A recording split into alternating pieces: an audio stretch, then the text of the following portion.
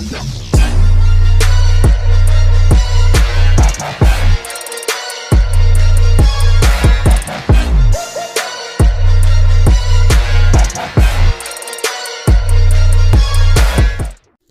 what's good, YouTube? It's your boy Show back with another video. Now, I must say I was wrong about Fire Emblem. I honestly thought that Fire Emblem, I didn't never think it was a bad series.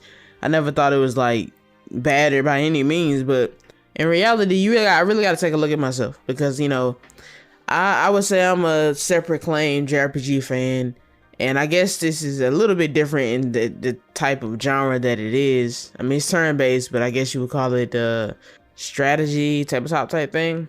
I don't really know what you would call it, but it started with Fire Emblem Three Houses. I loved that game, and I played the mess out of that game, new game plus everything. I really wanted to just play everything in that game, and I thought it was a fantastic game in itself.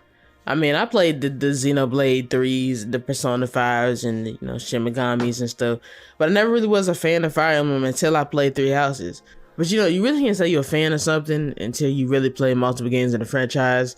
So I got my hands on Fire Emblem Engage. It's been a while. It's been out for a while now, and I know a lot of people have mixed feelings about it because it cuts a lot of the different stuff that made Three Houses interesting.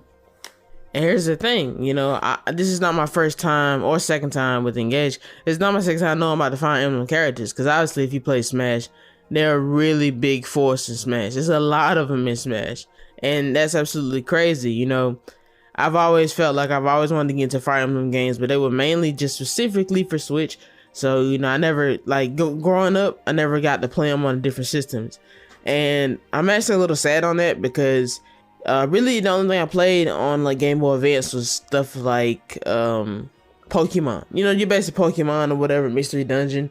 You know, I was young back then, you know, so that's the type of games I would actually play.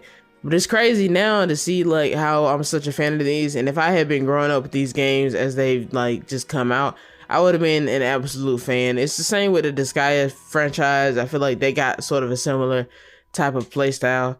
I've always felt like if I would have started at the very beginning, you know, maybe before we have all the quality of life upgrades, I could have been able to enjoy a lot of the games more. Cause just like Three Houses is a lot of like upgrades. You know, I've been really getting into the series lately. I've been really trying to get into the lore of the games because in reality they have a deep history like Final Fantasy. Man, they have lots of different games, and playing Fire Emblem Engage, you really get to see all the legendary heroes and stuff through the whole little new ring combat where you basically can merge with the heroic spirit type thing. And I played a lot of Engage. I really did play a lot of Engage, and I can see the specific differences between Engage and Three Houses. So I'm actually curious to go back and start playing some of the older games. Like I said, I am a person that does like quality of life, so sometimes if I play a game and I feel like there's features missing, that could be a problem for me. That's just how I am. But if you guys have made it this far in the video, I do want recommendations on what Fire Emblem game I should play next. Should I play them on stream? It don't matter what system it's on. Just let me know which one the one I should play. Like I said, you know, I might just get on my phone, play some of the GBA ones. That might be a thing I do. I'm really looking at the one for Wii right now that I really want to get into. The one with Ike. Well, technically GameCube, and then they have another one for Wii. But ever since I played Smash Brothers, man, I've always liked these characters. They've always had characters that had like swords and stuff. They're basically the main swordsman in all of Smash Bros. You know, that's where all the sword people have come from.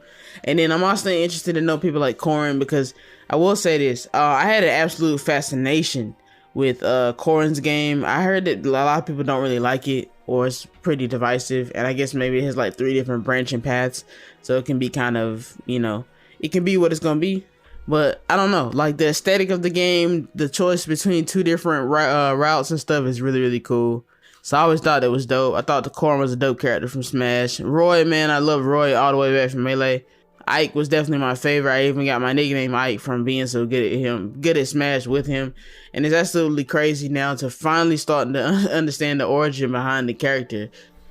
And me not even being a fan of like a lot of Fire Emblem games, a person who has like grew up and played a lot of these different Fire Emblem games, they definitely could realize how nostalgic could be in this new game. I mean, I know that if you're watching this and you've played some of the other Fire Emblem games, you absolutely are in love right now with how they brought some of the characters back.